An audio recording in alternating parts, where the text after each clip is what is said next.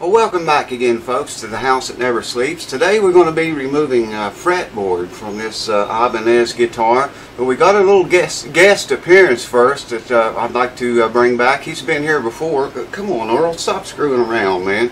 This is Earl, not to be mistaken for oral, though you might think, or oil. Not oil and not oral, but Earl.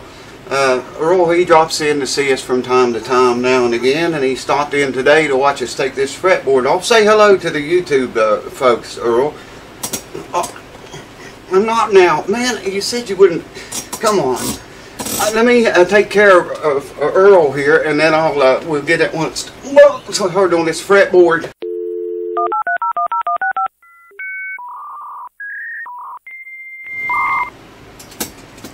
Earl's got a lot of fire in his belly. I put him up here on the wall with the rest of these heads where he belongs. Anyways, welcome back. I'm going to move the camera over here closer so you can see what's going on. I got the old trusty iron that the warden donated. I got a couple of different size knives, or whatever you want to call them, painter's knife, whatever. And we're going to get started on heating this fretboard up and yanking it off of there. Get it ready for the new one. So let's heat it up here now. I've already started on it actually. And remember not to get a hold of that hot spot. It's what I'm hitting right there, but I'm running into something. I don't know if it's a truss rod or something sticking up right there. It sounds like metal, whatever it is. Try to maybe go at it from the side a little more.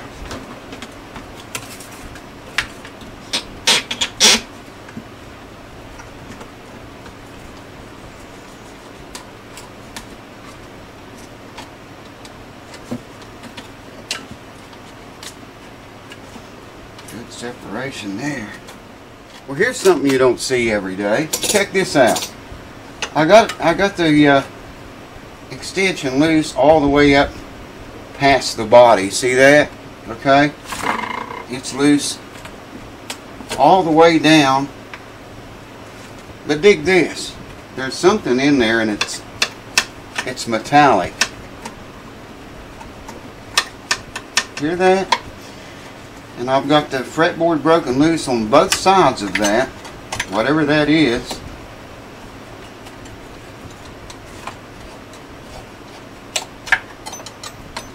Felt inside the guitar up under there, and there's nothing, I don't feel a screw or anything. I'm wondering if there's a screw or a bolt under this dot right here. Very unusual.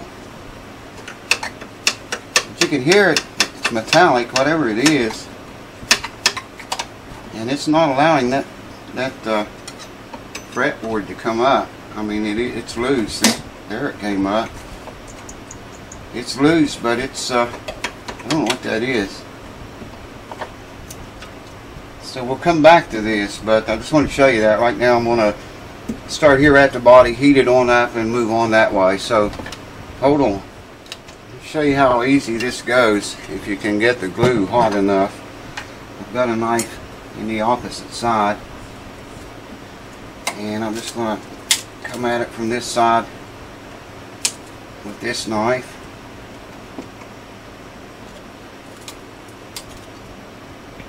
And just kind of switch back and forth between the two.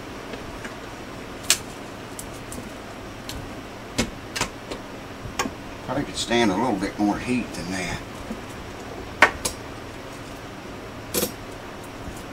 Yeah, need more heat. You can go up to about 250 degrees on this if you have a means of monitoring the heat. You don't want to leave that amount of heat on there for very long, but you can go up to about 250 degrees briefly. And it's also good to heat the knife occasionally. I like to do that a lot. It helps a great deal if your blade is hot. Cuts through like butter.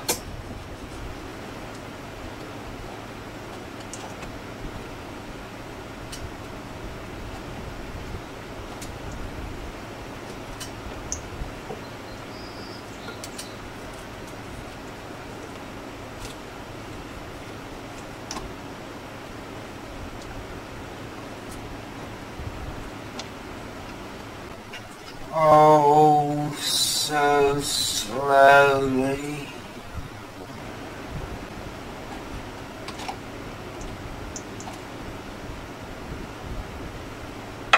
You know, there's a real close limit to what's too hot and what is just right. If you can get it just right, it sure does make the job a lot easier. Now I don't have any place to hold on to it.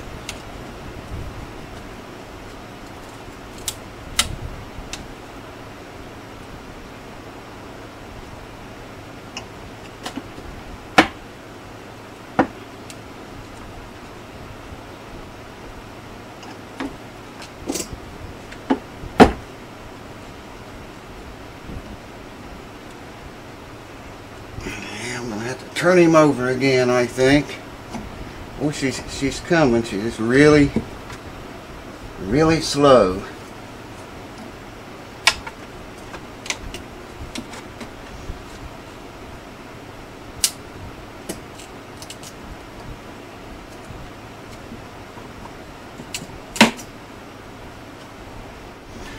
Here's the trick an old luthier showed me years ago when doing this kind of job.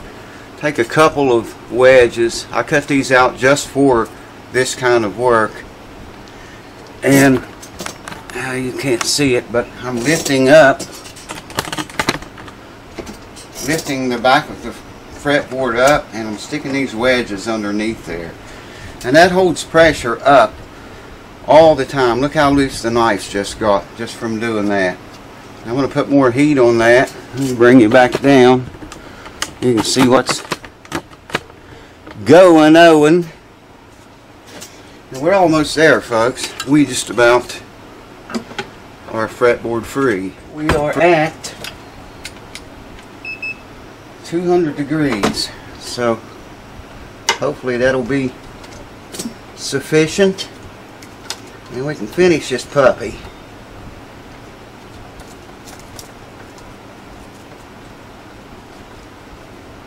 Still a hot day here today. Very, very hot. I've got my blocks back here still that I just showed you.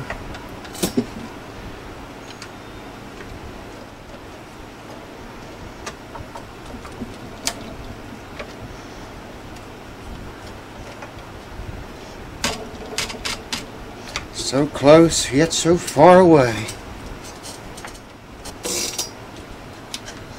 Someday I'm going to remember to oil this stool.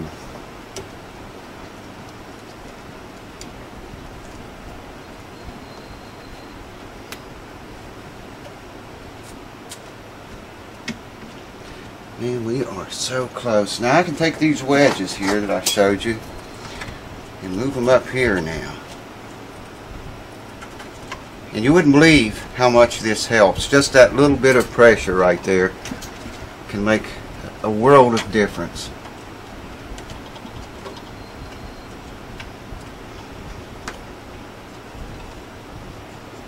Can't believe I gotta heat that thing again, man. Now, there we go. We're free, baby. We are right there.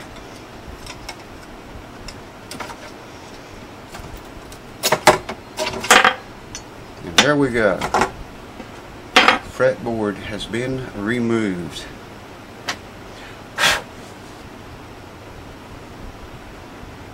That was the truss rod that I was, wow, guess what?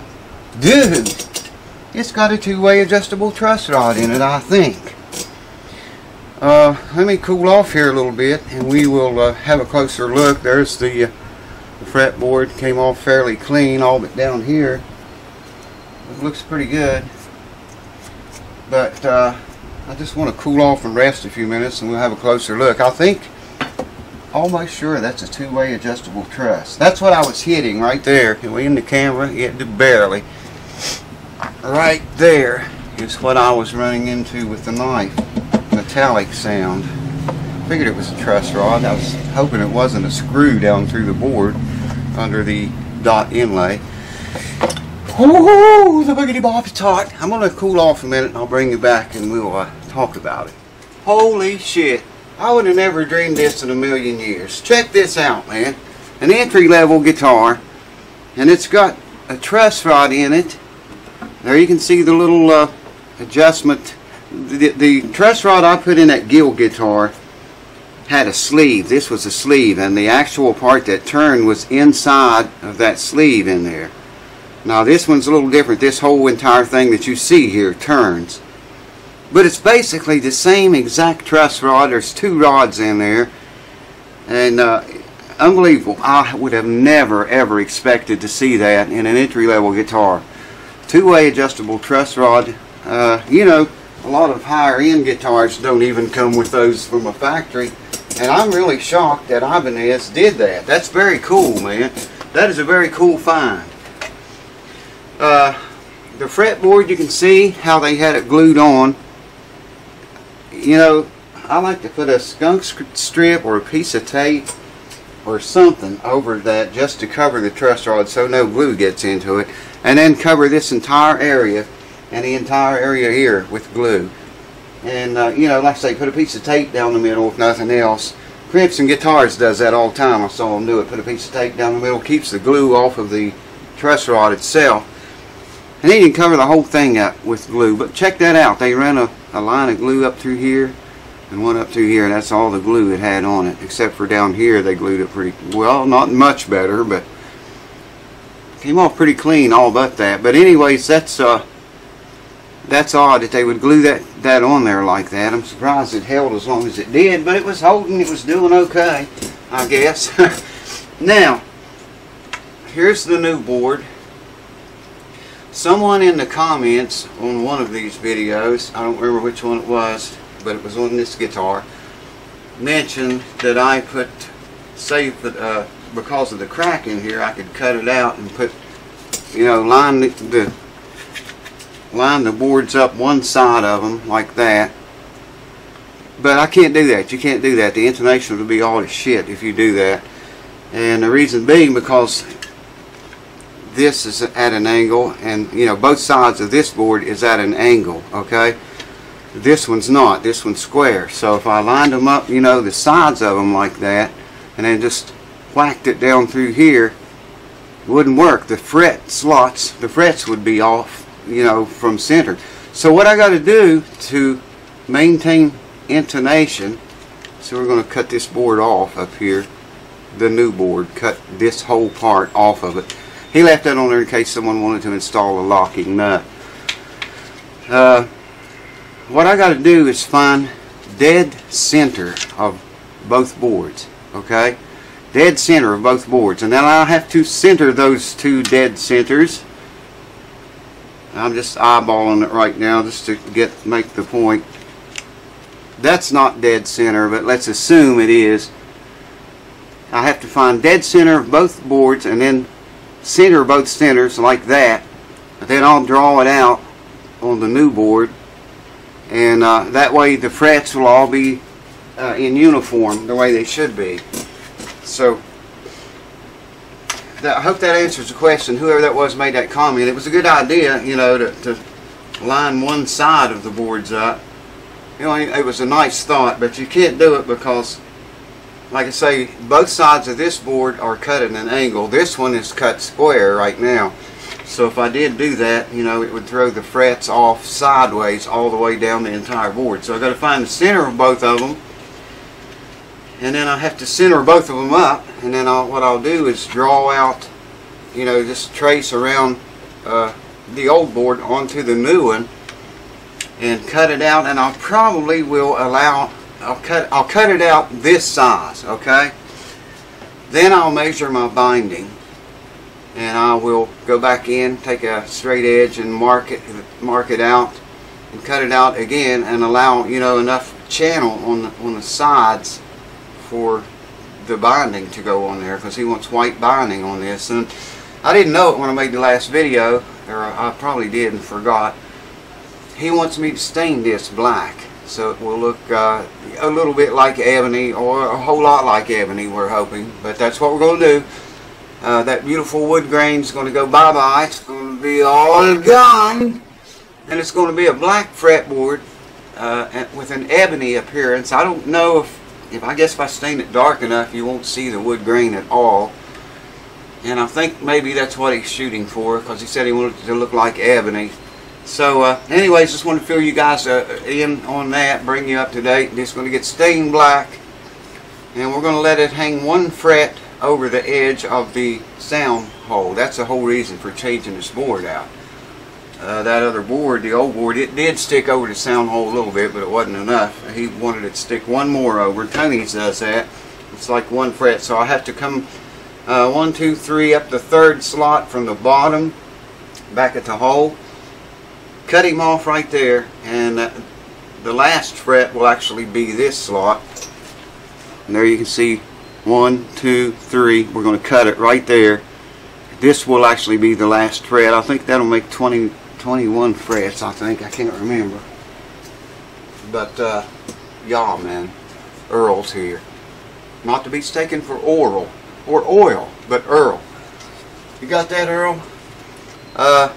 There we go. Got the fretboard off. Everything looks good. It came off nice. I'll rough this up and kind of, there's some wood fibers that popped up there. I'm not going to pull those out. I want to glue them back down, and then make sure this is, you know, as flat as possible. Then I'll cut out this new board. I'm going to stain it before I put it on the guitar, so I don't get that crap all over the guitar. Man, you get that shit on you or whatever it touches, it's permanent. It ain't going to come off. So anyways, I hope you guys enjoyed the video. Thanks for watching, and I will see you very soon. Cheers to you. Cheers. Just one more little thing I want to show you here before we go. These truss rods are designed to fit very snug, very tight down in this channel here. And the way Alvarez is doing it here, they cut, you can see these 2 pieces of wood they cut out to set in there and keep the truss rod, the whole truss rod from turning when you turn the adjustment screw down here. I can't see the camera, man. I don't know. Yeah, I think maybe you can see these 2 pieces of strips of wood on each side, and they missed it a little bit. If you can see, they put a little tiny sliver of wood right there, and you can see how much they missed it, I think, to hold that truss rod in place to keep it from turning whenever you are adjusting it. So just thought I would show you that and tell you, if you ever put a truss rod in, it's got to fit tight. The tighter it fits, the better. I can't believe, man, that Alvarez entry-level guitars would come with a 2-way adjustable rod. Woo! Kind of getting a rush off of this. I'm not now. Man, you said you wouldn't